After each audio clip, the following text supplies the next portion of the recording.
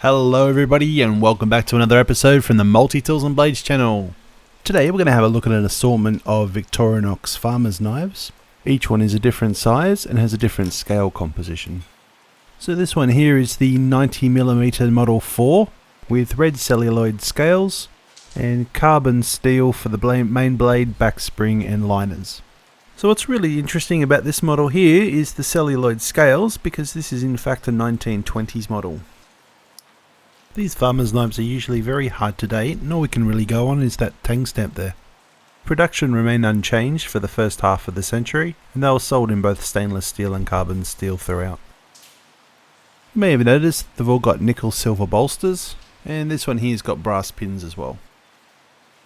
This is the first one I've ever seen with the celluloid handles. Until I found this one, I only thought that celluloid was used on the officers' knives from the 1930s. If anyone out there watching has also got one with celluloid handles, please pop a comment down below and let us know.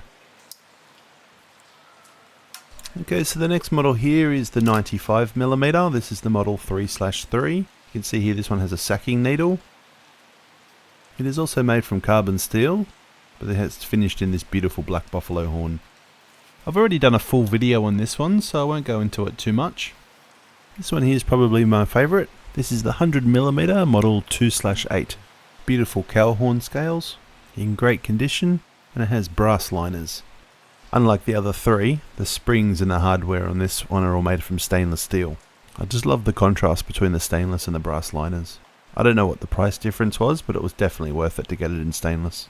There's absolutely no pitting, it's just like new.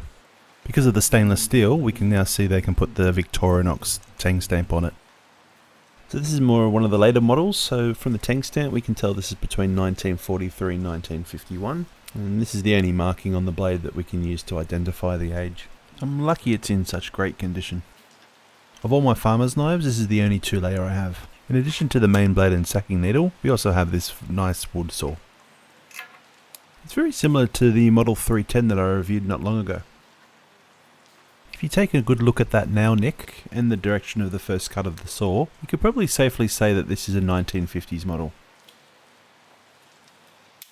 So we have two models here on the table that have sacking needles. We can see that the design between them is almost identical, with the exception that one's in stainless steel and one's in carbon steel.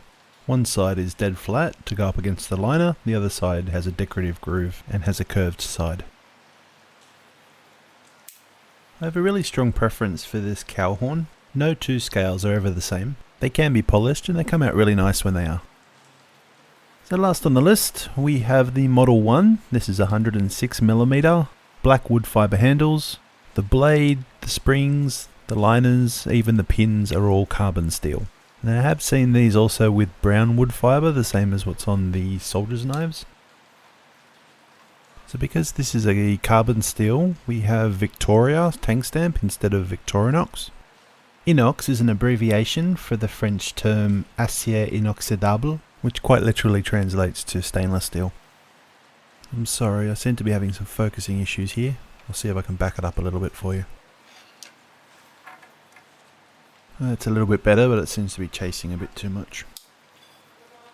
Size wise, this is probably the most comfortable for me with my large hands. 106mm, that's just over 4 inches, so it's about the same length as a modern multi-tool. We'll put it up against the 90mm just to show you the difference. It's about the same as a modern day Victorinox.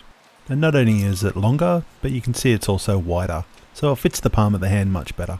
The interesting thing to note here is that these two were made decades apart, but obviously they are very, very similar. According to the Victorinox 1942 catalogue, these are available all the way up to 4 layers. The largest real picture I could find on the internet was only a 3-layer.